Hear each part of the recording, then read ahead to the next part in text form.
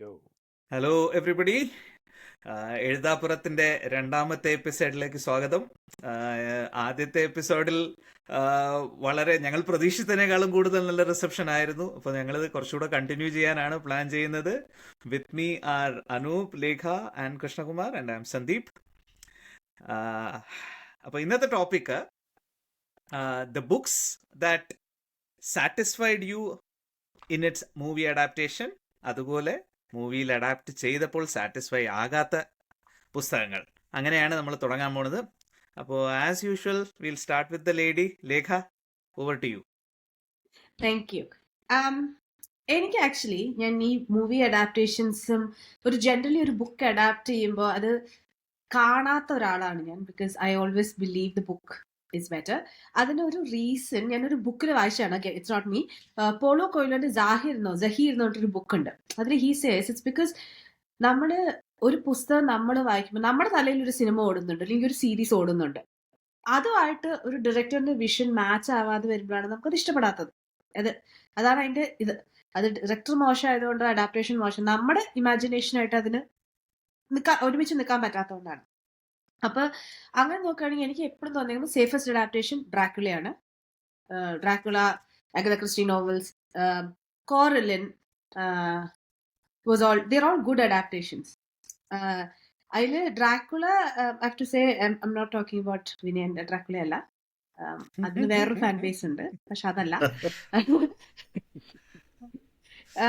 പക്ഷെ മറ്റേ ഡ്രാക്കുളയൊക്കെ കണ്ട് അത്യാവശ്യം നല്ലോണം ബുക്ക് വെച്ച് കമ്പയർ ചെയ്യുമ്പം അത് നന്നായിട്ട് എടുത്തേക്കുന്ന, even black and white Dracula ആയാലും വളരെ നന്നായിട്ട് എടുത്തേക്കുന്ന മൂവീസ് ആണ്. എനിക്ക് ഇഷ്ടപ്പെടാതെ ഇരുന്നു എന്നല്ല, ഇഷ്ടപ്പെട്ടില്ല എന്നല്ല. ഞാൻ തൂവാനത്തുമ്പികളാണ് നമ്മൾ ഫസ്റ്റ് കണ്ടത്. എന്നിട്ട് അത് കഴിഞ്ഞിട്ട് എൻ്റെ ബുക്ക് പോയി ഞാൻ വായിച്ചു, ഉദകപ്പോള. ബുക്കും ഇതും തമ്മിൽ ഭയങ്കര വ്യത്യാസമുള്ള ഇതാണ്. കാരണം book is in A very dark space. Thoovanathumbikal is A romantic movie, നമുക്ക് എല്ലാവർക്കും അറിയാവുന്ന. അപ്പം അതെനിക്ക് ഭയങ്കര എന്താ പറയാ സർപ്രൈസിങ് ആയി തോന്നിയൊരു ബുക്കായിരുന്നു. അത് മാത്രമല്ല, അതും അങ്ങനെ തന്നെ ഉദകപ്പോള ഒരു മൂവിയാക്കി എടുത്തിരുന്നെങ്കിൽ അത് ഇരുട്ടിന്റെ ആത്മാവ് പോലെ സഹിക്കാൻ പറ്റാത്ത ഒരു, കണ്ടിറങ്ങാൻ പറ്റുമ്പോ ഒരു ഭാരമുള്ള സിനിമയായി പോയനെ. ഒരു ഫീൽ ഗുഡ് പടത്തിന് പകരം ഒട്ടും ഫീൽ ഗുഡ് അല്ലാത്ത, അത് ഉദ്ദേശിച്ചതും എല്ലാം തോന്നുന്നു. അത് അതിനൊരു വളരെ സീഡി ആയിട്ടുള്ളൊരു തൃശ്ശൂരിന്റെ ഒരു കഥയാണ്. അത് ബാക്ക് അലീസിൽ നടക്കുന്ന ഒരു കഥയാണത്. എനിക്ക് ഇഷ്ടപ്പെടാത്തതെന്ന് പറഞ്ഞു കഴിഞ്ഞാൽ, ഞാൻ ഈ ത്രില്ലേഴ്സ് ഒക്കെ അഡാപ്റ്റ് ചെയ്ത് കഴിയുമ്പോൾ കാണുമ്പോൾ എനിക്ക് തോന്നാറുണ്ട് പല ഇമ്പോർട്ടൻറ്റ് തിങ്സ് ഗോ മിസ്സിങ് എന്നുള്ളത്. ഒരു ബാസ്റ്റിൻ ട്രിലോജി എന്ന് പറഞ്ഞിട്ട്, I don't remember the oath, I think it's Dolores Redondo എന്ന് പറഞ്ഞിട്ട് ഓത്തറാണ്. ഒരു സ്പാനിഷ് ബുക്കാണ്. നെറ്റ്ഫ്ലിക്സിൽ ഒരു 3 പാർട്ട് മൂവി ആയിട്ടുണ്ട് ഈ ബാസ്റ്റിൻ ട്രിലോജി. അത് ഇതേമാതിരി ബുക്ക് വാസ് ചില്ലിങ്.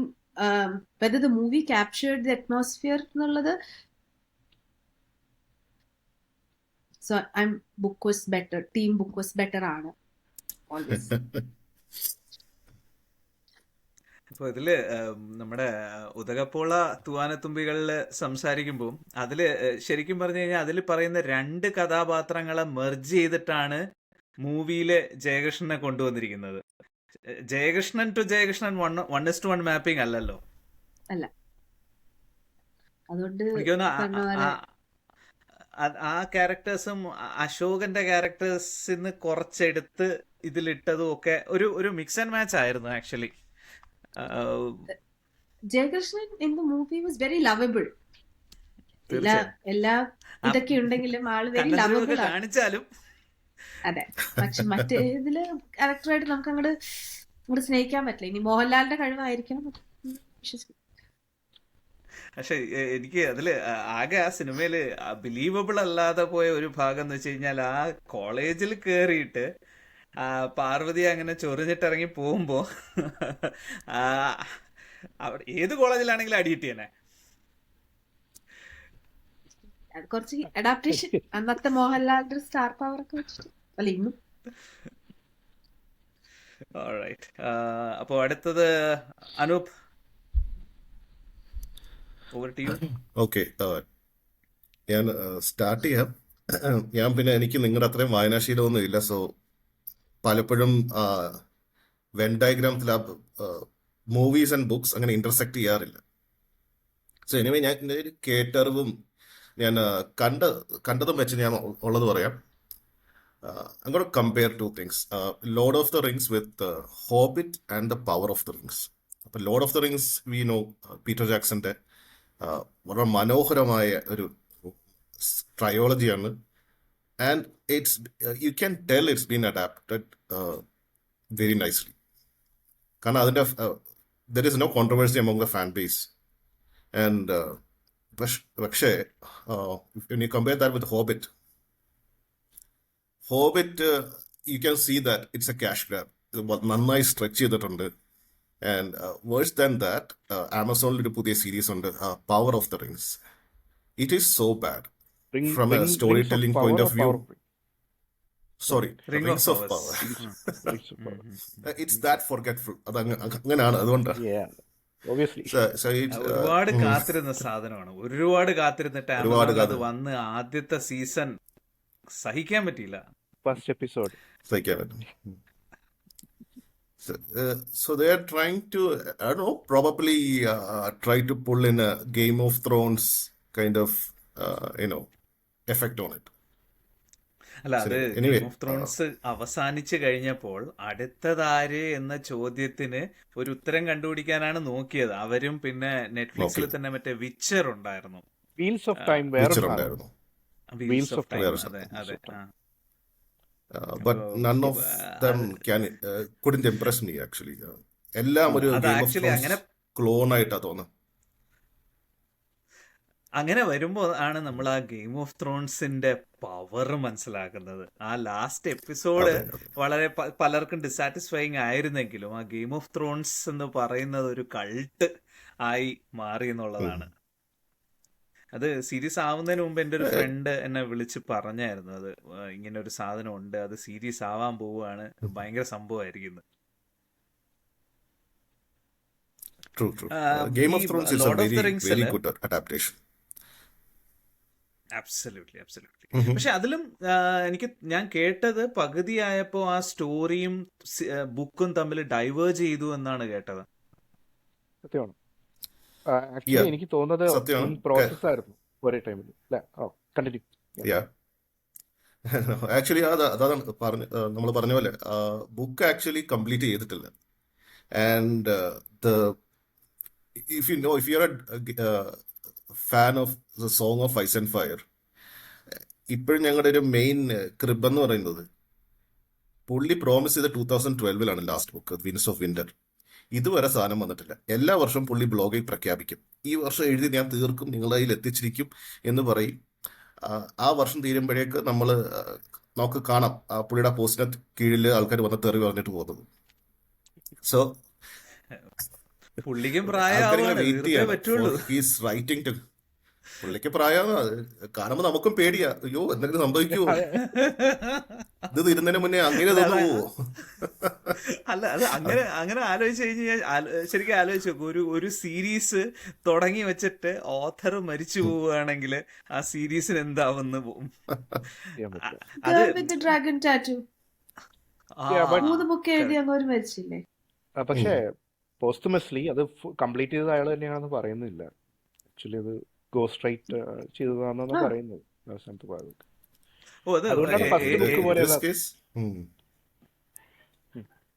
എത്രാമത്തെ ബുക്ക് കഴിഞ്ഞപ്പോഴാണ് സ്റ്റേഗ് ലാർസൺ മരിച്ചത്? ഐ തിങ്ക് 3 ബുക്ക് പുള്ളി എഴുതിയതാണ്. അത് കംപ്ലീറ്റ് ചെയ്തെന്ന് പറഞ്ഞു. പക്ഷെ പുള്ളിയുടെ ഫസ്റ്റ് മാനുസ്ക്രിപ്റ്റ് ആണ് അത് കംപ്ലീറ്റ്ലി അങ്ങേര് തന്നെ എഴുതിയെന്ന് പറയുന്നത്. സെക്കൻഡ് മാനുസ്ക്രിപ്റ്റ് ആക്ച്വലി സ്പ്ലിറ്റ് ചെയ്തിട്ട് അത് എന്തോ ചെയ്തതാണെന്നാണ് പറയുന്നത്. പെട്ടെന്ന് തീർക്കാൻ പറ്റും. So Game of Thrones is actually a very good adaptation. Karnam, if you look at the book, there are a lot of other parallel plots which are happening. Game of Thrones movie adaptation, they cut out those plots because അതെല്ലാം കാണിക്കാൻ നോക്കുകയാണെങ്കിൽ നമ്മുടെ ക്യാരക്ടേഴ്സിന്റെ ഒക്കെ age ഭയങ്കരമായിട്ട് കൂടും. And it will be very hard for us to follow through that. ബുക്കിനകത്ത് ഇഷ്ടംപോലെ houses ഉണ്ട്, അവരുടെ ഫ്ലാഗും പേരും ഒന്നും നമുക്ക് ഓർത്ത് വയ്ക്കാനൊന്നും പറ്റില്ല. പ്രയാസമാണ്. ക്യാരക്ടേഴ്സിനെ എത്രയൊന്നും പിടിച്ചു നിർത്താൻ പറ്റത്തില്ല. So the first 4 seasons are very good in that way. It's a very good adaptation. No, a lesson on what to cut out and what to keep. അതേപോലെയാണ് Harry Potter. Like it's also A very good adaptation. ആ ഒരു ചില കാര്യങ്ങളൊക്കെ cut ചെയ്തിട്ടുണ്ട്. ഈ കൂട്ടത്തിൽ ഞാൻ ബുക്കും മൂവിയും കണ്ടത് രണ്ടും ചെയ്തത് ഹാരി പോട്ടറും ഗെയിം ഓഫ് ത്രോൺസും മാത്രമേ ഉള്ളൂ. So Harry Potter it's also very good. I have my own complaints, but overall it's very good thing. ഇപ്പം മലയാളത്തിലേക്ക് വരികയാണെങ്കിൽ 2 അഡാപ്റ്റേഷൻസ് എനിക്ക് എടുത്തു പറയാനുള്ളത്.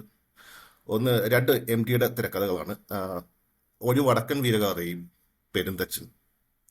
വടക്കൻ വീരഗാഥ 2 ഫോക്ലോറാണ്. മലയാളത്തിൽ നമ്മൾ മലയാളീസ് കേട്ട് തഴമ്പിച്ച കഥകളാണ് ഈ വടക്കം പാട്ടുകൾ. നമ്മൾ ഒരുപാട് ഫിലിംസ് വന്നിട്ടുണ്ട്. ചന്തുവിനെ കുറിച്ച്, പുണ്യാർച്ചയെ കുറിച്ചൊക്കെ വന്നിട്ടുണ്ട്.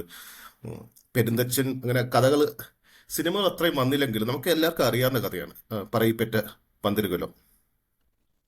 ഇത് 2 അഡാപ്റ്റ് ചെയ്തപ്പോൾ they were able to bring something new into it. ഇപ്പം ഒരു വടക്കൻ വീരഗാഥയിലാണെങ്കിൽ നമുക്കൊരു എനോർമസ് ഒരിസേ ന്യൂ ട്വിസ്റ്റ് പെർസ്പെക്റ്റീവ് ആണ്. Like new perspective. അബ്സല്യൂട്ട്ലി. MTയുടെ 2-ാം ഊഴം പോലെ ഇപ്പം അതേപോലെ ഒരു സംഭവമാണ് വടക്കം വീരഗാഥ. കാരണം നമ്മൾ കാണുന്ന യൂഷ്വൽ വില്ലൻ ചന്തു, പുള്ളിയുടെ പെർസ്പെക്റ്റീവ് നമുക്ക് കാര്യങ്ങൾ കാണുകയാണ്. ആരോമൽ ഹീറോയിൽ നിന്ന് ആന്റി ഹീറോ അല്ലെങ്കിൽ ഒരു ഓൾമോസ്റ്റ് വില്ലൻ ആയിക്കൊണ്ടിരിക്കുകയാണ്. ഉണ്ണിയാർച്ചയും ഒരു ഫ്ലോട്ട് ക്യാരക്ടറാണ്. So it's A very good perspective. It's done very nicely. Same Perunthachan. Perunthachan നമ്മൾ കേൾക്കുന്ന കഥയിൽ സ്വന്തം മകന്റെ കഴിവില് അസൂയ മൂത്തിട്ടാണ് പെരുന്തച്ചൻ ഉള്ളി താഴെയിട്ട് കൊല്ലുന്നത്. അപ്പൊ നമുക്കത് നമുക്ക് ഐതിഹ്യമലയിലെ കഥ വായിക്കുമ്പോൾ we feel it's slightly out of character പെരുന്തച്ചനെ കുറിച്ച്. കാര്യം അതിലൊരു സീനുണ്ട്. ഇവരെല്ലാം സഹോദരങ്ങളാണ്, പല പല കാസ്റ്റിൽപ്പെട്ട സഹോദരങ്ങളാണ്. ഈ പെരുന്തച്ചനും എഴുത്തുള്ള അഗ്നിഹോത്രിയും പാക്കനവരെല്ലാം. അപ്പൊ ഇവരെല്ലാം അഗ്നിഹോത്രിയുടെ ഇല്ലത്ത് വന്നിട്ട് അവിടെ ഒരു ദിവസം രാത്രി സ്റ്റേ ചെയ്യുമ്പം പുള്ളിക്കാരൻ്റെ വൈഫിന്, അന്തർജനത്തിന് ഒരു ഉത്കണ്ഠ. ബിക്കോസ് ഇവരെല്ലാം പല കാസ്റ്റ് ആൾക്കാരാണ്. Why are they here? അപ്പൊ രാത്രി അഗ്നിഹോത്രി ഇവരെ കൊണ്ടുപോയി കാണിക്കും. ഈ കിടക്കുന്ന 10 പേരെ തൊട്ടുകൊണ്ട് എല്ലാരും തൊട്ടുകൊണ്ട് നോക്കിക്കോളൂ എന്ന് പറയും. എന്നെ തൊട്ടുകൊണ്ട് കണ്ടോളൂ. നോക്കുമ്പോൾ എല്ലാം എനിക്ക് തോന്നുന്നു മഹാവിഷ്ണു ആണെന്ന് എൻ്റെ വിശ്വാസം. അങ്ങനെ ആയിരുന്നു. അതെ അതെ, എല്ലാവരും എന്തായാലും മഹാവിഷ്ണുവിനെ കാണുന്നു. ദൈവത്തിന്റെ പ്രതിരൂപങ്ങളായിട്ട് കാണുന്നത്. അപ്പം അങ്ങനെയുള്ളൊരു നമ്മൾ എല്ലാവരും പറയും ഈ കഴിവുള്ളവൻ ദൈവം അനുഗ്രഹിച്ച മനുഷ്യരാണെന്ന് പറയും. അപ്പൊ അങ്ങനെയുള്ള ക്യാരക്ടർ അസൂയ മൂത്ത മകനെ കൊല്ലുന്നു. So out of character. പക്ഷെ if you look at that movie, they give a compelling reason. Justification create ചെയ്തിട്ടുണ്ട്. ജസ്റ്റിഫിക്കേഷൻ ക്രിയേറ്റ് അതുണ്ട്. അതുപോലെ വരരുചിയുടെ മോൻ, ബ്രാഹ്മണന്റെ മോനാന്ന് പറയുമ്പോൾ അതിനൊരു ഇത് ബാക്ക്ഗ്രൗണ്ട് കൊടുക്കുന്നുണ്ട്. കാരണം പൊതുവെ നമ്മൾ കാണുന്നതാണ് പുരാണങ്ങളിലും ഈ നാടോടി കഥകളിലൊക്കെ നമ്മൾ കഴിവുള്ള മനുഷ്യന്റെ പെറ്റേണിറ്റി അസൈൻ ചെയ്യുന്ന ഒരു ബ്രാഹ്മണനായിരിക്കും. അതൊക്കെ ഒരു ചെറിയ തോതിൽ കമന്ററി അതിൽ വരുന്നുണ്ട്. So very good adaptations. ഇച്ചിരി മനസ്സിൽ തട്ടിയ കട ഒരു അഡാപ്റ്റേഷൻ, മനസ്സിൽ തട്ടിയെന്ന് വെച്ചാൽ ഒരു സാറ്റിസ്ഫാക്ഷൻ കിട്ടാത്ത അഡാപ്റ്റേഷൻ എന്ന് പറയുന്ന ആടുജീവിതം. ഇതിന്റെ തുടക്കവും നന്നായിട്ടുണ്ട്, അവസാനവും ഓക്കെ ആയിരുന്നു. പക്ഷെ ഇതിന്റെ മെയിൻ കോർ എന്ന് പറയുന്നത് ഒരു ഡീഹ്യൂമനൈസേഷൻ ഇല്ലേ ഒരു മനുഷ്യൻ. പതുക്കെ അതൊരു പുള്ളി ആടായി മാറുന്ന ഒരു ഫീലിംഗ് ഉണ്ട്. ബുക്ക് വായിച്ചപ്പോ എനിക്ക് അതാണ് എക്സാക്ട്ലി. അതാ പുസ്തകം വായിക്കാത്തവർക്ക് ഒരിക്കലും അത് റിലേറ്റ് ചെയ്യാൻ പറ്റില്ല. ഞാനത് എന്റെ കുറച്ച് ഫ്രണ്ട്സിന്റെ അടുത്ത് ഡിസ്കസ് ചെയ്തപ്പോഴും അവര് പറഞ്ഞത് ഇതിൽ കൂടുതൽ എന്താ നന്നാക്കാൻ പറ്റുക ആ സിനിമയിൽ എന്നുള്ള രീതിയിലാണ് അവരൊക്കെ സംസാരിക്കുന്നത്. സത്യം തന്നെ പറഞ്ഞിട്ടുണ്ട്. അത് ആടുജീവിതം അങ്ങേരുടെ പെർസ്പെക്റ്റീവിലുള്ള ഒരു കഥ മാത്രമാണ്. ഇത് വേറൊരു വേർഷൻ ഓഫ് ആടുജീവിതമാണെന്ന് പറഞ്ഞിട്ടുണ്ട്. അപ്പോൾ അത് ശരിക്കും പറഞ്ഞാൽ ഒരു സർവൈവൽ മൂവി ആയിട്ടാണ് ആളുകൾ കാണുന്നത്. അങ്ങനെ എടുത്തിരിക്കുന്നത്. ഇപ്പൊ പുള്ളി അതിൽ വിജയിച്ചു എന്ന് പറയാം. പക്ഷെ ഈ പറയുന്ന പോലെ ഈ ആടായിട്ട് മാറുന്ന കാര്യങ്ങളൊക്കെ, അതായത് അത് അതുപോലെ പോർട്രേ ചെയ്യാൻ ശ്രമിച്ചാൽ ഇവിടെ വേറെ പ്രശ്നങ്ങൾ ഉണ്ടാവാൻ ചാൻസ് അതെ, മറ്റേ ഉള്ളതുകൊണ്ടായിരിക്കും. പൂച്ചക്കാരി രമണിയുടെ കഥയൊക്കെ അതെ വന്നു കഴിഞ്ഞാൽ it's A different problem all together. അതെ. അതിനെക്കുറിച്ച് ഞാൻ പണ്ട് ഫേസ്ബുക്കിൽ ഒരു പോസ്റ്റ് ഇട്ടായിരുന്നു. എന്ന് പറഞ്ഞു കഴിഞ്ഞാൽ വേറൊരു കാര്യം എന്ന് വെച്ച് കഴിഞ്ഞാൽ അത് എഴുതിയ കാലത്തെ ആക്സെപ്റ്റബിലിറ്റിയും ഇന്നത്തെ ആക്സെപ്റ്റബിലിറ്റിയും വ്യത്യാസമുണ്ട്. ഉം. സ്റ്റീഫൻ കിങ് പറഞ്ഞിട്ടുണ്ടായിരുന്നു, ഇറ്റിന്റെ പുസ്തകത്തിൽ വായിച്ചു കഴിഞ്ഞാൽ there is A child org അതിന്റെ അകത്ത്. അപ്പൊ പുള്ളി അത് ആ സിനിമയാക്കുമ്പോൾ പുള്ളി പറയുന്നത് വെച്ച് കഴിഞ്ഞാൽ അതൊക്കെ സിനിമയിൽ എടുക്കാൻ നിന്ന് കഴിഞ്ഞ് കഴിഞ്ഞാൽ ഇറ്റ് ഈസ് ടോട്ടലി അൺആക്സെപ്റ്റബിൾ. അത് മാത്രമല്ല പുള്ളിയാണ് അത് ഇപ്പൊ എഴുതിയിരുന്നെങ്കിലും പുള്ളി അത് ഒരിക്കലും എഴുതില്ലായിരുന്നു എന്ന് പുള്ളി പറഞ്ഞിട്ടുണ്ട്. അപ്പൊ ആ പുസ്തകം എഴുതിയ സമയത്ത് സിനിമ എടുത്ത സമയത്തും തമ്മിലുള്ള സോഷ്യൽ ആക്സെപ്റ്റബിലിറ്റിക്കും ഒരു റോളുണ്ട്. ട്രൂ. എനിവേ ഇനിയിപ്പോൾ ലാസ്റ്റ് പറയാനുള്ളത് ഒരു അഡാപ്റ്റേഷൻ വരരുത് എന്ന് ഞാൻ വിചാരിക്കുന്ന ഒരു സംഭവമുണ്ട്, Randamoozham. May be end of this podcast we can discuss that. I don't know. We can go ahead with Krishnamanu and maybe come back to this. ഇല്ല, വേണമെങ്കിൽ ഷുവർ, ഐ Is that സംസാരിക്കാം. Think okay? We should definitely come back. Okay, okay Krishnakumar, over to you. Okay. Will definitely come back to that. പിന്നെ എനിക്ക് പറയാനുള്ളത്, എനിക്ക് best adaptation ആയിട്ട് തോന്നിയത്, എനിക്ക് തോന്നുന്നു പലർക്കും അങ്ങനെ ഒരു ഇപ്പം നമ്മളൊരു ഫോറത്തിലൊരു ക്വസ്റ്റ്യൻ ചോദിച്ചാൽ ചിലപ്പോൾ ആൾക്കാർ ആദ്യം ഇതുമായിട്ടായിരിക്കും വരുന്നത്. മിക്കവാറും ഗോഡ് ഫാദർ ആയിരിക്കും അത്. ഗോഡ് ഫാദർ ട്രിലജി എന്ന് പറയില്ല, Godfather 1 and 2. Actually Mario Puzo തന്നെയാണ് അതിൻ്റെ സ്ക്രീൻ പ്ലേ എഴുതിയത് എന്നതുകൊണ്ട് കൂടിയായിരിക്കാം. ഫസ്റ്റ് സീൻ തന്നെ നിങ്ങൾ കാണുമ്പോൾ പുസ്തകത്തിൻ്റെ ഫസ്റ്റ് സീനും ഇതിൻ്റെ ഫസ്റ്റ് സീനും പുള്ളി സിങ്ക് ചെയ്തിട്ടാണ് എഴുതിയിരിക്കുന്നത്. അത് ചിലപ്പോൾ ഒരു ഇതായിരിക്കാം. അതിനുശേഷം പിന്നെ കുറേയൊക്കെ കട്ട് ചെയ്ത് കളയേണ്ടി വന്നിട്ടുണ്ടാവും. ഫസ്റ്റ് സീൻ ബോണസേര വന്ന് പുള്ളിയോട് മറ്റേ വളരെ റിലക്റ്റൻ്റ് ആയിട്ട് വന്ന് സഹായം ചോദിക്കുന്ന ഭാഗം മുതൽ ഉള്ള കാര്യങ്ങളാണ്. പിന്നെ വന്നിരിക്കുന്ന ഗോഡ് ഫാദർ അഡാപ്റ്റേഷൻസ് ഒക്കെ ഇൻക്ലൂഡിങ് സർക്കാർ, രാം ഗോപാൽ വർമ്മയുടെ സർക്കാർ പോലും ആക്ച്വലി ആ സീനിൽ നിന്നാണ് അഡാപ്റ്റ് ചെയ്തതെന്ന് രാം ഗോപാൽ വർമ്മ പിന്നെ പറഞ്ഞിട്ടുണ്ട്. പുള്ളി പുസ്തകത്തിൽ നിന്നല്ല അഡാപ്റ്റ് ചെയ്തത്, സിനിമയിൽ നിന്നാണ് അഡാപ്റ്റ് ചെയ്തത്.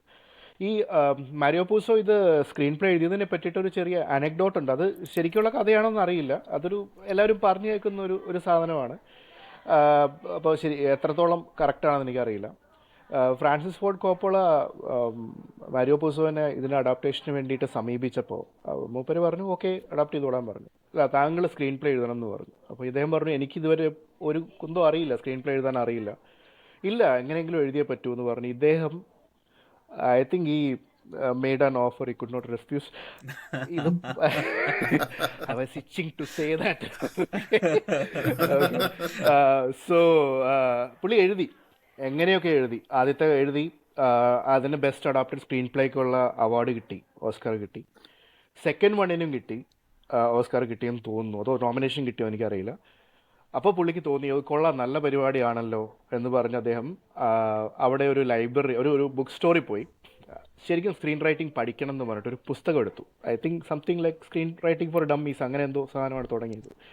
പുള്ളി തുറന്ന് ഫസ്റ്റ് പേജിൽ ആദ്യം എഴുതിയിരുന്ന സംഭവം to know how to write a good screenplay, first watch Godfather 1 and 2 എന്ന് പറഞ്ഞ് കിടക്കുന്നുണ്ടായിരുന്നു. അപ്പോൾ അത് സത്യമാണെന്ന് അറിയില്ല, ചിലപ്പോൾ എഴുതി വെച്ചതായിരിക്കും, ആൾക്കാർ തള്ളിയതായിരിക്കും. പക്ഷെ he went on to write Superman ഇല്ലേ, സൂപ്പർമാൻ 1, 2, 3 ഫസ്റ്റ് അഡാപ്റ്റേഷൻസ് ആണ്. അതൊക്കെ പുള്ളി തന്നെ എഴുതിയതാണ്. ക്രിസ്റ്റഫർ കൊളംബസ് അങ്ങനെ എന്തൊക്കെയോ സാധനങ്ങൾ എഴുതിയിട്ടുണ്ടായിരുന്നു. പക്ഷെ ആള് മീൻസ് അതൊരു ബെറ്റർ അഡാപ്റ്റേഷൻ ആവാൻ കാരണം എന്ന് വെച്ചാൽ ഓതർ തന്നെ എഴുതിയതുകൊണ്ടാണ്. അതുകൊണ്ടാണ് എനിക്ക് രണ്ടാമൂഴത്തെ പറ്റിയും പറയാനുള്ളത്. അദ്ദേഹം ഇല്ല. അപ്പോൾ രണ്ടാമൂഴം, വടക്കമീരഗാഥയുടെ സ്ക്രീൻ പ്ലേ, പഴശ്ശിരാജയുടെ സ്ക്രീൻ പ്ലേ, ഇതിലൊക്കെ എന്തോ ഉണ്ട്. അത് നല്ലൊരു ഡയറക്ടറുടെ കൈ കിട്ടി അതൊന്നും തേച്ച് മിനിക്കേണ്ട കാര്യമില്ല. അത് അതേപോലെ പോർട്രേ ചെയ്ത് വെച്ചാൽ നന്നായിട്ട് അത് മനസ്സിലാക്കുന്ന ആളുടെ കിട്ടിക്കഴിഞ്ഞാൽ ആൾക്ക് ചെയ്യാൻ പറ്റും. നല്ല സ്ക്രീൻ റൈറ്റേഴ്സ് ഇല്ലെന്നല്ല, പക്ഷേ രണ്ടാമൂഴത്തിൻ്റെ സത്ത ചോരാതെ അതിനെ മാറ്റിയെടുക്കുക എന്നുള്ളത്, അത് ഇപ്പോഴത്തെ കാലഘട്ടത്തിൽ അത് അങ്ങനെ എഴുതണം എന്നുള്ളത് ബുദ്ധിമുട്ടാണ്. കാരണം സാങ്കല്പിക കഥാപാത്രമായിരിക്കാം, എന്നാലും അവിടെ നിന്ന് ഇവിടെ നിന്നുള്ള അടി നമ്മൾ പ്രതീക്ഷിക്കണം. കാരണം വളരെ സാങ്കല്പിക ഹിസ്റ്റോറിക്കൽ ക്യാരക്ടർ എന്ന ആൾക്കാർ വിശ്വസിക്കുന്ന പത്മാവതിയെ പറ്റിയിട്ട് ഉണ്ടായ പുകില് നമുക്കറിയാം. ഉം. അത് വെറും ഒരു അതെ അതെ കവിതയിൽ വന്ന ഒരു ക്യാരക്ടറാണ്. അങ്ങനത്തെ ഒരു ഉം. പ്രിൻസസ് ഇല്ല. എന്നിട്ട് പോലും പ്രശ്നം ഉണ്ടാക്കിയതാണ് നാട്ടുകാർ. പിന്നെയാണ് ഇത്. അപ്പോൾ അതൊരു കാര്യം.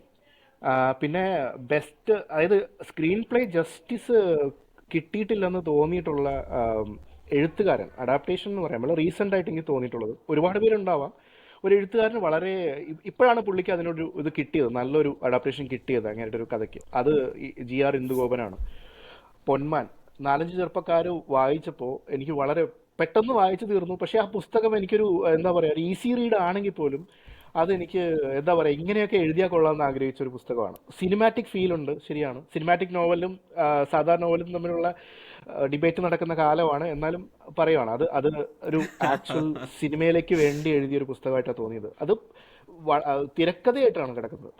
പുസ്തകത്തെക്കാളും കൂടുതൽ തിരക്കഥ പോലെയാണ് കിടക്കുന്നത്. അത് അഡാപ്റ്റ് ചെയ്ത് വളരെ, ഞാൻ സിനിമ കണ്ടില്ലെങ്കിലും അതിന് ജസ്റ്റിസ് കിട്ടി എന്നുള്ളതാണ് സിനിമയുടെ വിജയം ഇപ്പോൾ. പക്ഷേ അദ്ദേഹത്തിൻ്റെ ആദ്യത്തെ 3 അഡാപ്റ്റേഷൻസ് ഇപ്പോൾ വൂൾഫ്, ചെന്നായ എന്ന സാധനം വൂൾഫായിട്ടും, അതൊരു ഷോർട്ട് ഫിലിമിൻ്റെ ക്വാളിറ്റി, ഇത് ഷോർട്ട് ഫിലിം മാത്രം ചെയ്യാൻ പറ്റുന്ന ഒരു സബ്ജക്റ്റിനെ പിടിച്ചാണ് സിനിമയാക്കിയത്, ഒരു മുഴുനീള സിനിമയാക്കിയത്. കോവിഡ് ടൈമിൽ വന്ന കഥയാണ്. കോവിഡ് ടൈമിലാണ് അത് ഷൂട്ട് ചെയ്തത്. എനിക്ക് തോന്നുന്നു ആ ടൈമിൽ തന്നെയാണ് എല്ലാം നടന്നതെന്ന് തോന്നുന്നു. പിന്നെ തെക്കൻ തല്ലുകേസ്, അതായത് അമ്മിണിപ്പിള്ള വെട്ടുകേസിൻ്റെ അഡാപ്റ്റേഷനാണ്. ഒരിക്കലും ക്ലൈമാക്സ് സിനിമയ്ക്ക് വേണ്ടിയുള്ള ക്ലൈമാക്സ് ആക്കാൻ പറ്റില്ല. അതുകൊണ്ട് ഓക്കെ, ക്ലൈമാക്സിൽ ഒരു മാറ്റി പണിഞ്ഞിട്ടുണ്ട്. തരക്കേടില്ലാത്ത രീതിയിൽ പടം വന്നു എന്നാണ് എനിക്ക് തോന്നിയത്, പക്ഷെ എന്നാലും വിജയിച്ചില്ല. പിന്നെ അതെ ഉള്ളത് കാപ്പയാണ്. ശംഖുമുഖി എന്ന് പേരുള്ള ഒരു എപ്പിക് സാധനം എന്ന് പറയാം. സൂപ്പർ ഒരു നോവൽ. അടാർ ഐറ്റത്തിനെ സിനിമയാക്കി അത് നശിപ്പിക്കുകയാണ് ചെയ്തിരിക്കുന്നത്. അത് എല്ലാവർക്കും, ആ പുസ്തകം വായിച്ച ആളുകൾക്ക് എന്തായാലും, കഥ വായിച്ച ആളുകൾക്ക് എല്ലാവർക്കും ഇതേ അഭിപ്രായം ആയിരിക്കും. അതെ തീർച്ചയായും. സിനിമയായിട്ടും വിജയിച്ചില്ല. സിനിമയിലെ അവസാന ഭാഗം ട്രോൾ ചെയ്യപ്പെട്ടു.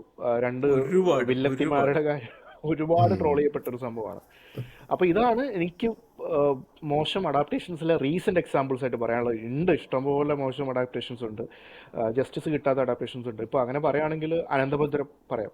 അനന്തഭദ്രം അതിന്റെ വിഷ്വൽ ബ്യൂട്ടി, അതിപ്പോഴും എപ്പിക്കായി നിൽക്കുന്നത് മനോജ് കെ ജയൻ ചെയ്ത ദിഗംബരൻ കാരണമാണ്. പക്ഷെ പുസ്തകം അത് പിന്നെ സീരിയലൈസ് ചെയ്ത് പാട്ടുകളും വന്ന സമയത്ത് ഞാൻ പാട്ടുകളും പാട്ടുകളും പിക്ചറൈസേഷനും പാട്ടുകൾ. സന്തോഷ് ശിവൻ ആയതുകൊണ്ട്. പക്ഷേ ഇത് സീരിയലൈസ് ചെയ്ത് വന്നപ്പോൾ മുതൽ ഞാൻ വായിക്കുന്നത് +2-ലാണ്. ഞാൻ എൻ്റെ എക്സാം എഞ്ചിനീയറിംഗിൻ്റെ എൻട്രൻസ് എഴുതിയിട്ട് ആ കാലത്താണ് രജനീയസ് ആനന്ദ് സംഭവം നടക്കുന്നത്, ഒരു 2004 ആ ടൈമിൽ. അപ്പോൾ ഞങ്ങളുടെ എഞ്ചിനീയറിംഗ് പ്രവേശനം വൈകി. അപ്പോൾ ഇതിനു വേണ്ടിയുള്ള കാത്തിരിപ്പാണ്, മനോരമയ്ക്ക് വേണ്ടി കാത്തിരിക്കുവാണ് എല്ലാ വീക്കും. അനന്തഭദ്രം വായിക്കാൻ വേണ്ടി മാത്രം. അനന്തഭദ്രം വായിച്ച് പകുതിയായപ്പോൾ, അത് തുടങ്ങിയപ്പോൾ തന്നെ നമുക്ക് അതിൻ്റെ വേൾഡ് ബിൽഡിങ്, ശിവക്കാവ്, അതിന് ചുറ്റുപട്ടുള്ള കുറേ കാര്യങ്ങളുണ്ട്. അമ്മിണിക്കുട്ടി എന്ന് പറയുന്ന ഒരു യക്ഷിയും, അതൊന്നും സിനിമയിലില്ല. അങ്ങനെ ഒരുപാട് കാര്യങ്ങൾ അതിൻ്റെ പരസ്യം വരുമ്പോൾ തന്നെ എഴുതിയിട്ടുണ്ടാവും. അതായത് ഉച്ഛ്വാസത്തിൽ താമരയുടെ ഗന്ധമുള്ള ഗന്ധർവന്റെ കഥയും കയ്യിൽ 6 പേരിലുള്ള കുട്ടിയുടെ കാര്യമൊക്കെ പറയുന്നുണ്ട്. അപ്പോൾ ഇതൊന്നും അതിലില്ല, സിനിമയിൽ വന്നിട്ടില്ല. പിന്നെ അത് കഴിഞ്ഞ് കുറച്ച് നാൾ കഴിഞ്ഞപ്പോൾ എനിക്ക് മനസ്സിലായി അതിനകത്തുള്ള മെയിൻ ക്യാരക്ടർ ഈ ശിവറാം എന്ന് പേരുള്ള ഡോക്ടറാണ് മെയിൻ ക്യാരക്ടർ. പക്ഷേ അതിനുവേണ്ടി കാസ്റ്റിംഗ് അവർ തേടിക്കൊണ്ടിരുന്നു അതിനിടയ്ക്ക്. നിങ്ങൾ കാസ്റ്റിംഗ് ആൾക്കാർ നിങ്ങൾ മറ്റേ എന്താ പറയുക, സജസ്റ്റ് ചെയ്യുകയാണെങ്കിൽ നിങ്ങൾക്ക് പ്രൈസ് ഉണ്ടെന്ന് മറ്റൊരു കോൺടെസ്റ്റ് ഒക്കെ നടത്തിയായിട്ട് ഓർമ്മയുണ്ട് മനോരമ. അപ്പോൾ എല്ലാവരും ശിവറാം എന്നുള്ള ക്യാരക്ടർ മമ്മൂട്ടിയാണ് പ്രിഫർ ചെയ്തിരുന്നത്. കാരണം അത്രയ്ക്ക് പവർഫുൾ ആയിട്ടൊരു ക്യാരക്ടർ. അവസാനമാകുമ്പോൾ പുള്ളിയാണ് പവർഫുൾ ക്യാരക്ടർ. അനന്തന് വേണമെങ്കിൽ നമുക്ക് പൃഥ്വിരാജ് അന്നും ആൾക്കാർ ആലോചിച്ചിട്ടുണ്ട്, പൃഥ്വിരാജ് അല്ലെങ്കിൽ ജയസൂര്യ എന്നൊക്കെ പറഞ്ഞിട്ട് അന്നും പറയുന്നുണ്ട്. പക്ഷേ ഭാമ എന്നുള്ള ക്യാരക്ടറിന് അപ്പോഴും ആളില്ല. കാരണം അതിനകത്ത് പറയുന്നത് സർപ്പ സൗന്ദര്യമുള്ളൊരു ഒരു സ്ത്രീയാണ് ഭാമ എന്ന് പറയുന്നത്, യുവതിയാണെന്ന് പറയുന്നത്. അപ്പോൾ പലരോടും ചോദിച്ചിട്ടൊക്കെ ഉണ്ട്, ഇങ്ങനെ നിങ്ങളെ ആണോ കാസ്റ്റ് ചെയ്യുന്നതെന്ന് പല നടിമാരോടും ചോദിച്ചിട്ട്. അപ്പോൾ അവർ പറഞ്ഞു എനിക്കാ പറയുന്ന സംഭവമൊന്നും ഇല്ല എന്ന രീതിയിലൊക്കെ അവരിങ്ങനെ മറ്റേ റിപ്ലൈ ചെയ്തതായിട്ട് കേട്ടിട്ടുണ്ട്. സർപ്പസൗന്ദര്യത്തിന് സാധാരണ മലയാളത്തിൽ പുറത്തുനിന്നാണ് ആളെ കൊണ്ടുവരുന്നത്. അതെ നമുക്കിവിടെ അതിനുള്ള. അപ്പോൾ അത് സത്യം പറഞ്ഞാൽ പടം അതിൻ്റെതായ രീതിയിൽ, ഇപ്പോൾ നേരത്തെ പറഞ്ഞില്ല ആടുജീവിതം പോലെ, പടം അതിൻ്റെതായ രീതിയിൽ മാറി. പക്ഷെ നോവൽ വായിച്ച ആളുകളെ തൃപ്തിപ്പെടുത്തിയിട്ടില്ല. കാരണം അതിനകത്ത് എല്ലാം ഒന്നും കൊണ്ടുവരാൻ പറ്റില്ല. അതിൽ കുറേ ക്യാരക്ടറിൻ്റെ ഡെത്തും കാര്യങ്ങളും അതൊന്നും എന്താ പറയുക, രാമൻ ജോത്സ്യർ മരിക്കുന്നതും, രാമൻ ജോത്സ്യരൊക്കെ ഈ പറയുന്ന പോലെ ഒന്നും അല്ല. രാമൻ ജോത്സ്യർ അതിനപ്പുറത്തുള്ള ക്യാരക്ടറാണ്. അതായത് തിലകന്റെ മണിച്ചിത്ര താഴിലെ ഒരു സീൻ അതേപോലെ വേണമെങ്കിൽ രാമൻ ജോത്സ്യർക്ക് വേണ്ടിയിട്ട് ഇതിൽ പറയാൻ പറ്റും. കാരണം ഇദ്ദേഹത്തിനെ പുച്ഛിക്കുന്നുണ്ട്. അപ്പൊ പുച്ഛിക്കുമ്പോൾ മറ്റേ ഈ അനന്തൻ എന്നുള്ള ക്യാരക്ടറിന്റെ അടുത്ത് പറയുന്നുണ്ട് എവിടെയായിരുന്നു യു എസിൽ എന്ന് ചോദിക്കുമ്പോൾ യു എസ് തന്നെ അറിയുമോ നിങ്ങൾക്കെന്ന് ചോദിക്കുക. അപ്പൊ പുള്ളി പറയും ഞാൻ ഇന്ന സ്ഥലത്തുണ്ടായിരുന്നു, അവിടെ പുള്ളി ബാധ ഒഴിപ്പിക്കാൻ വന്ന കഥയൊക്കെ പുള്ളി പറയുന്നുണ്ട്. അപ്പൊ ഇയാളുടെ ഫുൾ എയർ പോകുന്ന ഒരു സീനുണ്ട് ആനന്ദന്റെ. അങ്ങനെ കുറെ സാധനങ്ങളുണ്ട്. കാരണം പുള്ളി ഒരിക്കലും ഒരു എന്താ പറയാ ഒരു നായക കഥാപാത്രമല്ല ആനന്ദ്. പുള്ളി ആക്ച്വലി ഒരു വെസലാണ്, ഒരു ഗന്ധർവനെ ആവാഹിച്ചിരുത്താനുള്ള വെസലാണ്. പക്ഷെ അതിനകത്ത് ഗന്ധർവനെ അല്ല ആവാഹിക്കുന്നത്, ദിഗംബരനെ എടുത്തിട്ടാണ് ഇതിനകത്ത് ഇടുന്നത്. അങ്ങനെ കുറെ കാര്യങ്ങളുണ്ട്. ഇതെനിക്ക് ഓർമ്മ വരാൻ കാരണം ഇത് വളരെ റീസെന്റ് ആയതുകൊണ്ടാണ് അഡാപ്റ്റേഷൻസിന്റെ കേസിൽ. ഞാൻ ആടുജീവിതം വായിച്ചിട്ടുമില്ല, ആടുജീവിതം കണ്ടിട്ടുമില്ല. അതുകൊണ്ട് എനിക്ക് അതിനെപ്പറ്റി പറയാൻ പറ്റില്ല. ഐതിഹ്യമാലയുടെ കേസ് പറഞ്ഞപ്പോഴാണ് കായംകുളം കൊച്ചുണ്ണിയുടെ കഥ. നമ്മുടെ കായംകുളം കൊച്ചുണ്ണിയുടെ നമ്മൾ കേൾക്കുന്ന അഡാപ്റ്റേഷൻസിൽ പലതിലും കായംകുളം കൊച്ചുണ്ണിയുടെ നെഗറ്റീവ് ഷെയ്ഡ്സ് ഒഴിവാക്കിയിട്ടാണ് സിനിമ വന്നിരിക്കുന്നത്. ഇത്തിക്കരപ്പക്കി ആയാലും കായംകുളം കൊച്ചുണ്ണി ആയാലും അതിനകത്ത് കഥ നമുക്ക് വായിച്ചാൽ മനസ്സിലാവും. അതിനകത്തുള്ള പല ബീട്രയൽസും പുള്ളിക്ക് കിട്ടാനുള്ള കാരണങ്ങളുണ്ട്. പുള്ളി ആള് ശരിയല്ലാത്തതുകൊണ്ടാണ് പുള്ളിക്ക് കിട്ടിയെന്ന രീതിയിലാണ് കൊട്ടാരത്തെ ശങ്കുണി എഴുതി വെച്ചിരിക്കുന്നത്. അപ്പൊ അതാണല്ലോ നമ്മുടെ ടെക്സ്റ്റ്. ശരിക്കും പറഞ്ഞാൽ നമുക്ക് അതല്ലേ ഉള്ളൂ ആക്ച്വലി ഒരു ബേസിസ് പറയാനുള്ളത്. അതെ. പക്ഷെ അത് നമ്മളിപ്പോ പുതിയ സിനിമ വന്നില്ല, 19-ാം നൂറ്റാണ്ട് എന്ന് പറഞ്ഞ പടം വന്നു വിനയന്റെ. അതിനകത്ത് കായംകുളം കൊച്ചുണ്ണി നെഗറ്റീവ് ക്യാരക്ടറാണ്. അപ്പോൾ ഡിപ്പെൻഡ്സ് ഓൺ പെർസ്പെക്റ്റീവ്. ഇപ്പോൾ MTക്ക് അങ്ങനെ ചെയ്യാൻ പറ്റും. മറ്റേ എന്താ പറയാ, പെരുന്തച്ഛനെ നെഗറ്റീവാക്കി മറ്റേ അതിപ്പോൾ ഓക്കെ. അത് മറ്റേ ഇതിന്റെ കേസ് വടക്കം വീരഗാഥയിൽ ചന്തു, വടക്കംപാട്ടില് ചതിയനാണ്. പക്ഷെ സിനിമയിൽ വരുമ്പോൾ എന്തായാലും അത് മാറ്റി എഴുതാം. ഒരു എഴുത്തുകാരനെ അല്ലെങ്കിൽ സ്ക്രീൻ റൈറ്ററിനെ അഡാപ്റ്റ് ചെയ്യുമ്പോൾ സംബന്ധിച്ച് നമുക്ക് എങ്ങനെ വേണമെങ്കിൽ അയാളെ മാറ്റി അയാൾക്ക് ജസ്റ്റിഫിക്കേഷൻസ് കൊടുക്കാം. അയാളുടെ പെർസ്പെക്റ്റീവ് നിന്ന് കഥ പറയുമ്പോൾ അതിനുള്ള കാര്യങ്ങൾ വരും ഓട്ടോമാറ്റിക്കലി. അതെനിക്ക് പറയാനുള്ളൂ. സന്ദീപ്, നന്ദി, നമസ്കാരം. അപ്പോൾ എൻ്റെ സൈഡിൽ നിന്ന് എനിക്ക് വളരെ സാറ്റിസ്ഫൈഡ് ആയ ഒരു അഡാപ്റ്റേഷൻ എന്ന് പറഞ്ഞു കഴിഞ്ഞാൽ മാർഷ്യനാണ്. ഞാൻ മാർഷ്യൻ സിനിമ ഇറങ്ങുന്നതിന് ഒരു 6 മാസം മുൻപ് ഒരാളെന്നെ, ഒരു സീനിയറായ മനുഷ്യൻ എന്നെ മീറ്റ് ചെയ്തപ്പം ഞങ്ങൾ വെറുതെ സംസാരിക്കുകയായിരുന്നു. അപ്പം പുള്ളി പുസ്തകം വായിക്കുന്നുണ്ടെന്ന് പറഞ്ഞപ്പോൾ ഞാൻ ചോദിച്ചു, ഞാൻ സാധാരണ വായിക്കുന്നവരടുത്ത് ചോദിക്കുന്ന ചോദ്യമാണ് ഇപ്പോൾ വായിക്കുന്ന പുസ്തകം ഏതാണ്.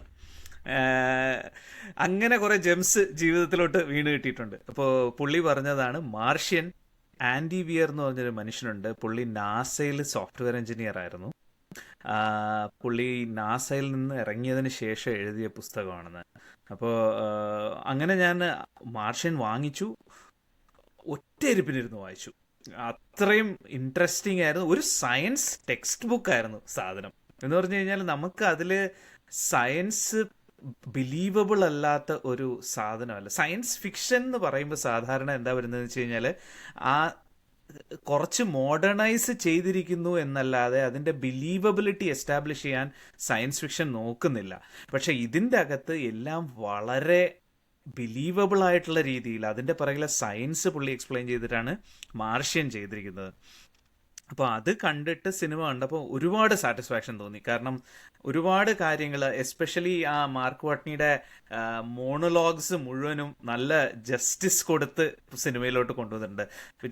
പുസ്തകം കുറച്ചുകൂടെ നീളം ഉണ്ടായിരുന്നു, കുറച്ചുകൂടി സംഭവങ്ങൾ അതിൽ നടന്നതൊക്കെ ഉണ്ടായിരുന്നു. എന്ന് പറഞ്ഞു കഴിഞ്ഞാൽ പുള്ളി ആ അവസാനം രക്ഷപ്പെടാനായിട്ട് ആ റോക്കറ്റിൻ്റെ അടുത്തോട്ട് പോകുമ്പോഴൊക്കെ സാധനം ഒരു കുഴിക്കകത്ത് വീഴുക അങ്ങനത്തെ സംഭവമൊക്കെ ഉണ്ടായിട്ടുണ്ട്. അതിൽ നിന്ന് പുള്ളി റിക്കവർ ചെയ്യുന്നതൊക്കെ അതൊക്കെ അവർ അവോയ്ഡ് ചെയ്തു. എന്നാൽ പോലും ഒരു വളരെ ജസ്റ്റിസ് ചെയ്ത പുസ്തകമായിരുന്നു. പുള്ളിയുടെ രണ്ടാമത്തെ പുസ്തകമുണ്ട്, എന്തായിരുന്നു എൻ്റെ പേര്, ആർട്ടിമിസ് എന്ന് പറഞ്ഞിട്ട്. വളരെ ബോറായിട്ടാണ് എനിക്ക് തോന്നിയത്. എന്ന് വെച്ച് കഴിഞ്ഞാൽ അത് ആ ക്യാരക്ടർ തീരെ ഷാലോ ആയിട്ടാണ് തോന്നിയത്. അത് കഴിഞ്ഞ് ഞാൻ പുള്ളിയെ വൺ ബുക്ക് വണ്ടർ എന്ന് പറഞ്ഞ് എഴുതി തള്ളായിരിക്കുമ്പോഴാണ് പുള്ളി പ്രോജക്ട് ഹെയിൽമേരിയും കൊണ്ടുവന്നത്. അതൊരു 5 സാധനമാണ്. വായിച്ചിട്ടില്ലെങ്കിൽ സയൻസ് ഫിക്ഷൻ ഇഷ്ടമാണെങ്കിൽ you should read it. It is അത് സിനിമ ആക്കുകയാണെങ്കിൽ അതിന്റെ സ്കെയില് വേറെയാണ്. അതും സയൻസ് ഫിക്ഷൻ എന്നൊക്കെ പറയുമ്പോൾ നമ്മൾ വിചാരിക്കും ഈ മറ്റേ സ്റ്റാർ വാഴ്സ് പോലത്തെ അടി ഇടി അങ്ങനെയൊന്നുമല്ല. ഇത് real science, real fiction, real problem, അങ്ങനത്തെ ഒരു സാധനമാണ്. അപ്പൊ അതും എനിക്ക് തോന്നുന്നു ഒരു movie is in planning. Ryan Reynolds ആരോ ആണ് Ryan Gosling Ryan Ryan Gosling ആണ്. ഗോസ്ലിംഗ് ആണ് അതിന് അതിലുള്ളത്. അപ്പോൾ വളരെ സാറ്റിസ്ഫൈഡ് ആയിട്ടുള്ള അത്. പിന്നെ ഒരു ഓണറബിൾ മെൻഷനുണ്ട്. ഓഡ് തോമസ് എന്ന് പറഞ്ഞൊരു സിനിമയുണ്ട്. നിങ്ങൾ എത്ര പേര് കണ്ടു കാണുമെന്ന് അറിയത്തില്ല. നമ്മുടെ മമ്മിയുടെ ഡയറക്ടർ സ്റ്റീവൻ സോമേഴ്സിന്റെ സിനിമയാണ് ഓഡ് തോമസ്. ഒരു സൂപ്പർ നാച്ചുറൽ പവേഴ്സ് ഉള്ള ഒരു മനുഷ്യനാണ്. പുള്ളിക്ക് അപകടങ്ങൾ വരുന്നത് മുൻകൂട്ടി കാണാൻ പറ്റും. അത് ഒരു എനിക്ക് ആ സിനിമ കണ്ട് ഭയങ്കര ഇഷ്ടപ്പെട്ട് ഞാൻ അതിൻ്റെ പുസ്തകം വായിച്ചു. അപ്പോൾ ഭയങ്കര ട്രൂത്ത്ഫുൾ റെൻഡിഷനാണ് എഗെയിൻ പുസ്തകവും സിനിമയും തമ്മിൽ. ഒരുപാട് ഇഷ്ടപ്പെട്ടു. എഗെയിൻ അതിൻ്റെ സെക്കൻഡ് പാർട്ട്, തേർഡ് പാർട്ട്, അങ്ങനെ പല ഭാഗങ്ങളുണ്ട് പുസ്തകത്തിൻ്റെ. പക്ഷെ ഡീൻ കൂൺസ് ആണ്. ഡീൻ കൂൺസ് ആണ്. അപ്പോൾ അതിൻ്റെ ഒരുപാട് ഭാഗങ്ങളുണ്ട്. പക്ഷെ എനിക്ക് ബാക്കിയുള്ള ഭാഗങ്ങളൊന്നും അത്ര ഇഷ്ടപ്പെട്ടില്ല. ഫസ്റ്റ് പാർട്ട് അത്യുഗ്രനായിരുന്നു ഓഡ് തോമസ്. അതിൻ്റെ അൺഫോർച്ചുനേറ്റ് ആ സിനിമ ഒരുപാട് പിന്നെ ഇഷ്ടപ്പെടാൻ വേറൊരു കാര്യം എന്ന് വെച്ച് കഴിഞ്ഞാൽ അതിൽ ഹീറോ ആയിട്ട് അഭിനയിച്ച ആൾ, ഓഡ് തോമസ് ആയിട്ട് അഭിനയിച്ച ആൾ ആന്റൺ എൽച്ചൻ, പുള്ളി ഒരു ആക്സിഡന്റ് വന്ന് മരിച്ചുപോയി. പുള്ളി കാറ് ഗിയറിലിട്ടിട്ട് പുറത്തിറങ്ങി നടന്നപ്പോൾ ആ കാറ് തന്നെ ഉരുണ്ടു വന്ന് ഇടിച്ച് പുള്ളി മരിക്കുകയാണ് ഉണ്ടായത്. അപ്പം എനിക്ക് തോന്നുന്നു അത് കാരണം ബാക്കിയുള്ള ഭാഗങ്ങളൊന്നും അവർ പിന്നെ സിനിമയാക്കിയില്ല. But that was also very star ട്രെക്കിൽ ഉണ്ടായിരുന്നല്ലേ. Okay okay. ഓഡ് തോമസ് മൈസൂരിലൊപ്പം കണ്ട സിനിമയാണോ? ഓഡ് തോമസ് ഇല്ല, 2014 എന്തോ ആണ് റിലീസായത്. ഡീൻ കൂൺസ് ഞാൻ അപ്പോഴായിരിക്കും വായിച്ചിട്ട്. ബിഗ് മൈസൂർ കണക്ഷൻ 2014 ഞാൻ കണ്ടത്. നെറ്റ്ഫ്ലിക്സിലാണ് സാധനം ആദ്യം കണ്ടത്. അപ്പോൾ അതിൽ പിന്നെ ഞാൻ പല പ്രാവശ്യം കണ്ടിട്ടുണ്ട്. എനിക്ക് ഒരുപാട് ഇഷ്ടപ്പെട്ട ഒരു മൂവിയാണ്. ഞാൻ നല്ല ഒരു ടോട്ട് ത്രില്ലറാണ് സാധനം. ഇനി ഡിസപ്പോയിൻറ്റിങ് എന്ന് പറഞ്ഞു കഴിഞ്ഞാൽ എനിക്ക് വളരെ ഡിസപ്പോയിൻറ്റിങ് ആയൊരു പുസ്തകം സ്റ്റീഫൻ കിങ്ങിൻ്റെ പെറ്റ് സെമിറ്ററി സിനിമയാക്കിയതാണ്. അത് 2 വേർഷൻസും ഞാൻ കണ്ടു. ഞാൻ പെറ്റ് സെമിറ്ററി പുസ്തകം, ശരിക്കുള്ള പുസ്തകം വായിച്ചത് എൻ്റെ first born had passed away. വളരെ 35 days only he had lived. അപ്പോൾ I buried him and I am reading Pet Sematary. Pet സെമിറ്ററിയുടെ കഥ എന്താണെന്ന് പറഞ്ഞു കഴിഞ്ഞാൽ, if you have not seen it, ഒരു ആൾ ഒരു ഫാമിലിയായിട്ടൊരു വില്ലേജിലോട്ട് മൂവ് ചെയ്യാണ്. അവരുടെ വീടിൻ്റെ പിറകിൽ ഒരു സെമിറ്ററി ഉണ്ട്. ആ സെമിറ്ററിയിൽ കുഴിച്ചിടുന്ന എന്തും തിരിച്ചു വരും ജീവനോടെ. അപ്പോൾ അങ്ങനെ ഒരു മിത്തുണ്ട്. ഇപ്പോൾ ഇയാളുടെ മോൻ നഷ്ടപ്പെടുമ്പോൾ ഇയാൾ ആ കുഞ്ഞിനെ പോയി ആ സെമിറ്ററിയിൽ കുഴിച്ചിടും. അപ്പോൾ ഫസ്റ്റ് ഹാഫ് മുഴുവനും ആ ഗ്രീഫാണ് ആ പടത്തിൽ. അത് ഒരിടത്തും വരുന്നില്ല. ഒറ്റ മൂവിയിലും അയാളുടെ ആ ഗ്രീഫും അയാളുടെ ടോർമെൻറ്റും, ആ കൊച്ചിന് വേണ്ടിയിട്ട് അയാൾ അടക്കിയ കൊച്ചിനെ പോയി രാത്രി കുഴി മാന്തി എടുത്തു കൊണ്ടുവന്ന് ഈ പെറ്റ് സെമിറ്ററിയിൽ അയാൾ കുഴിച്ചിടുകയാണ് ചെയ്യുന്നത്, തിരിച്ചു കൊണ്ടുവരാൻ വേണ്ടിയിട്ട്. അതിൻ്റെ യാതൊരുവിധ ഇമോഷണൽ ഇഫക്റ്റും ഇമ്പാക്റ്റും ആ സിനിമയിലുണ്ടായില്ല. വളരെ ഒരു ഹൊറർ മൂഡിൽ അങ്ങ് പോയി അവസാനിച്ചൊരു സാധനമാണ്. അത് വളരെ ഡിസാറ്റിസ്ഫൈയിങ് ആയിട്ടുള്ളൊരു സാധനമാണ് എനിക്ക്. So that's from my side. നമുക്ക് എല്ലാവർക്കും തിരിച്ച് 2ാം ഊഴത്തിലേക്ക് വരാം. അപ്പോൾ എല്ലാവരെയും അടുത്ത ആഴ്ച നമുക്ക് വീണ്ടും കാണാം.